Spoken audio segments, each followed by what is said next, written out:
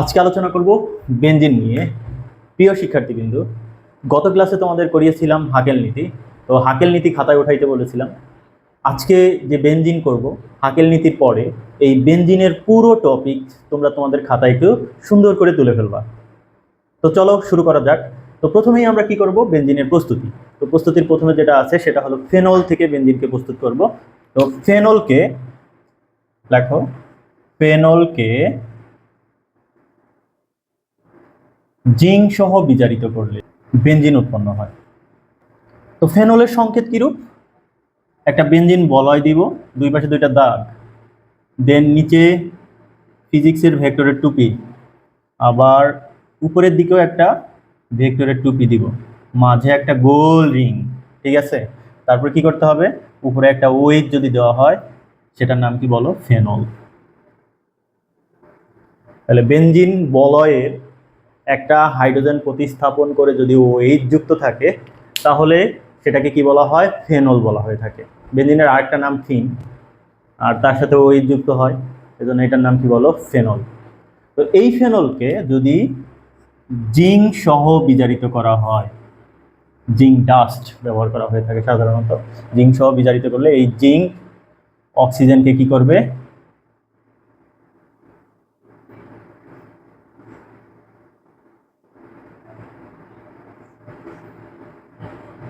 অক্সিজেনের সাথে যুক্ত হয়ে যাবে, যুক্ত হয়ে জিঙ্ক অক্সাইড তৈরি করবে, আর এদিকে তৈরি হবে কি, বেনজিন।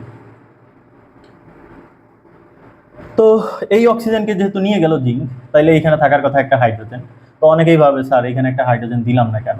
তো হাইড্রোজেন দিলেও দিতে পারো, না দিলেও দিতে পারো, কেননা বেনজিন মানে কি, এই প্রত্যেক জায়গায় প্রান্তে একটা করে কি আছে বলো, হাইড্রোজেন যুক্ত আছে। সব প্রান্তে একটা করে কি আছে বলো, হাইড্রোজেন আছে। একটা কার্বন, একটা হাইড্রোজেন, কার্বন একটা হাইড্রোজেন, কার্বন একটা হাইড্রোজেন, কার্বন একটা হাইড্রোজেন, কার্বন একটা হাইড্রোজেন, কার্বন একটা হাইড্রোজেন, কার্বন একটা হাইড্রোজেন।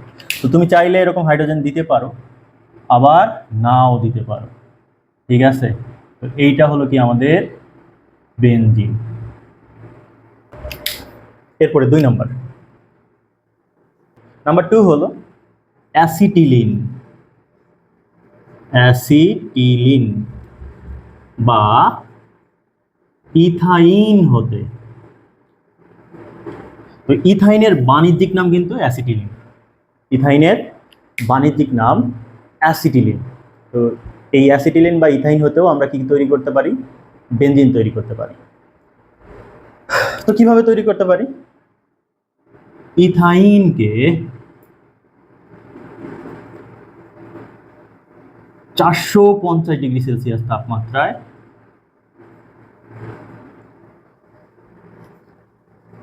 লোহিত তপ্ত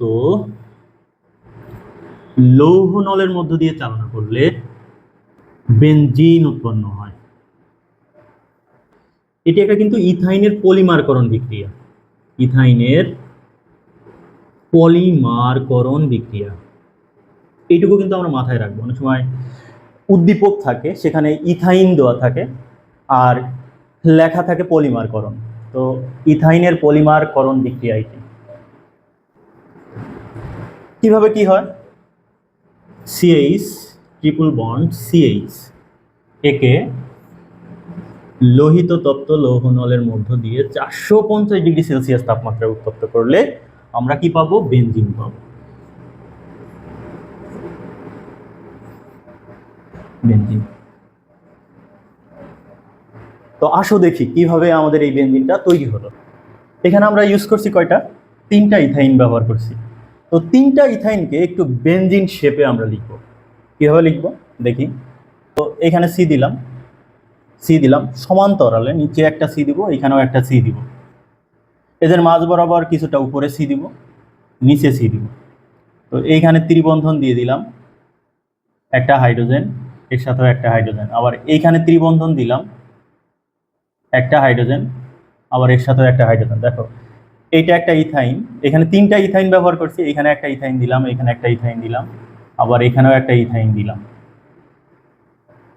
তো যখন লোহিত তপ্ত লৌহ নলের মধ্য দিয়ে 450 ডিগ্রি সেলসিয়াস তাপমাত্রায় উত্তপ্ত করা হয়, তখন এই ক্ষেত্রে এই বন্ধন ভেঙে এই বন্ধনটা এখানে চলে আসে, এই বন্ধনটা এখানে চলে আসে, এই বন্ধনটা এখানে চলে আসে, তখন দেখো কি হয়, CH CH CH CH CH এরকম নিচে সমান্তরালে লিখবো, মাঝ বরাবর লিখবো, এইখানেও লিখবো। তো এখানে তো একক বন্ধন গেল, মানে এই বন্ধনটা এখানে গেল, তো একক বন্ধন, এখানে থাকলো কি দ্বিবন্ধন।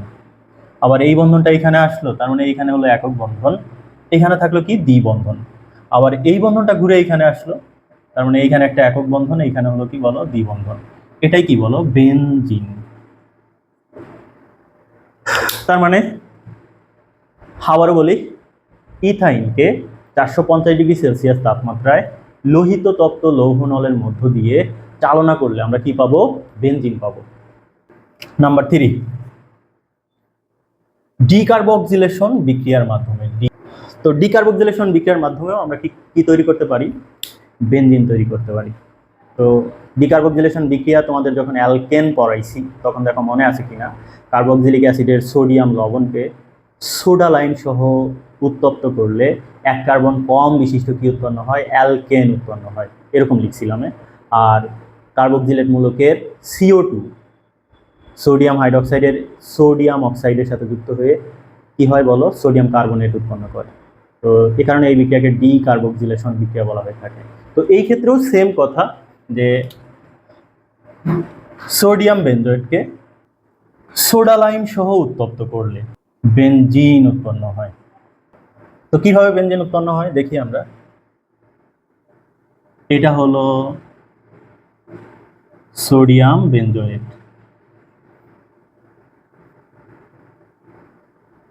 সোডিয়াম বেনজয়েট, একে সোডা লাইম সহ, সোডা লাইম হলো কি সোডিয়াম হাইড্রোক্সাইড তার সাথে ক্যালসিয়াম অক্সাইডের মিশ্রণ।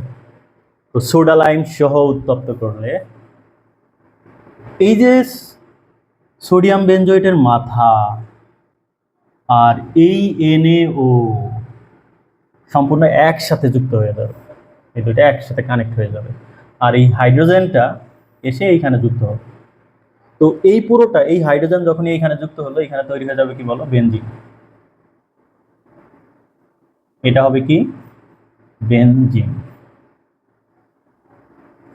আর এখানে সোডিয়াম আছে কয়টা? 2টা, এজন্য Na2, কার্বন আছে একটা, কার্বন, আর অক্সিজেন আছে 3টা, সোডিয়াম কার্বনেট তৈরি হবে, আর সাথে ক্যালসিয়াম অক্সাইড।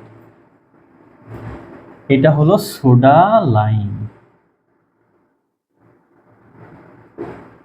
তাহলে ডিকার্বক্সিলেশন বিক্রিয়ার মাধ্যমে আমরা কি তৈরি করতে পারি? বেনজিন তৈরি করতে পারি। নাম্বার 4, বেনজিন ডায়াজোনিয়াম ক্লোরাইড লবণ হতে, ডায়াজোনিয়াম ক্লোরাইড লবণ হতে।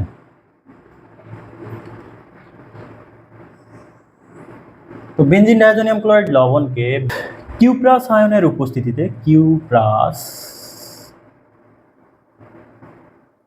আয়ন মানে Cu+, কিউপ্রাস আয়নের উপস্থিতিতে হাইপোফসফরাস অ্যাসিড ও পানি সহ উত্তপ্ত করলে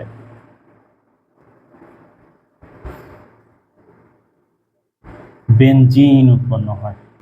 তো বেনজিন ডায়াজোনিয়াম ক্লোরাইড লবণের সংকেত কি? এইটা হলো বেনজিন ডায়াজোনিয়াম ক্লোরাইড লবণ। বেনজিন দিতে হবে একটা, তার মাথার উপর যদি N2Cl দাও, এটা হলো কি? বেনজিন ডায়াজোনিয়াম ক্লোরাইড লবণ। বেনজিন ডায়াজোনিয়াম ক্লোরাইড লবণ। তো একে হাইপোফসফরাস H3PO2 ও পানি সহ যদি উত্তপ্ত করা হয়, এখানে কিউ+ আয়নের উপস্থিতিতে, তো এইখানকার একটা হাইড্রোজেন দ্বারা পুরো N2Cl কে প্রতিস্থাপন করবে, মানে এই পুরো মাথাকেই এইখানকার একটা হাইড্রোজেন দ্বারা সম্পূর্ণরূপে প্রতিস্থাপন করবে। তাহলে প্রতিস্থাপন করলে এখানে তৈরি হবে কি বল? বেনজিন প্লাস এই N2 আলাদা হয়ে N2 গ্যাস তৈরি করবে, প্লাস এই অক্সিজেন এর সাথে যুক্ত হয়ে ফসফরাস অ্যাসিড তৈরি করবে H3PO3, আর এইখানকার যে আরেকটা হাইড্রোজেন আছে সেটা Cl এর সাথে যুক্ত হয়ে কি তৈরি করবে? HCl তৈরি করবে। এটা হলো ফসফরাস অ্যাসিড, ফসফরাস অ্যাসিড। তো আপাতত আমাদের পরীক্ষায় এই বেনজিনের যে প্রশ্ন আসে, উদ্দীপকে সাধারণত বেনজিন তৈরির এই বিক্রিয়াগুলো আসে, এই 4 ভাবেই সাধারণত প্রশ্নে আসে। তো এর থেকে আর একটা ভাবে শিখতে যদি চাও তোমরা, সেক্ষেত্রে হেক্সেন থেকেও আমরা কিন্তু বেনজিন প্রস্তুত করতে পারি। নাম্বার 5, হেক্সেন হতে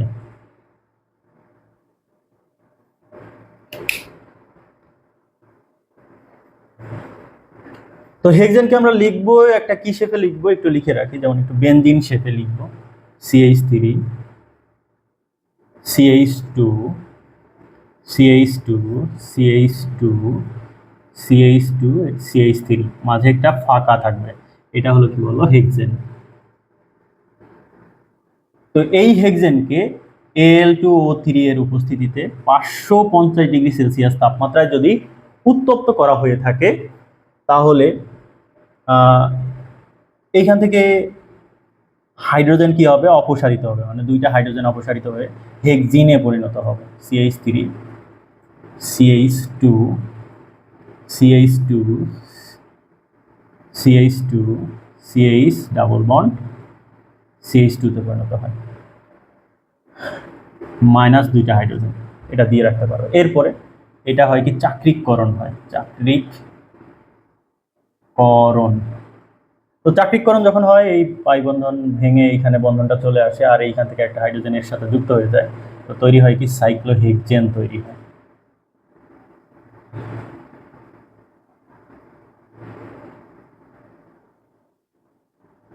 এরপরে আমরা কি করব, অ্যারোমেটিকরণ। অ্যারোমেটিকরণ, তো অ্যারোমেটিকরণ করলে এখান থেকে সব হাইড্রোজেন বের হয়ে, মানে সব হাইড্রোজেন না, প্রত্যেকটা কার্বন থেকে একটা একটা করে হাইড্রোজেন বের হয়ে CH CH CH CH CH CH benzene তৈরি হয়, প্লাস 3 অণু হাইড্রোজেন। তো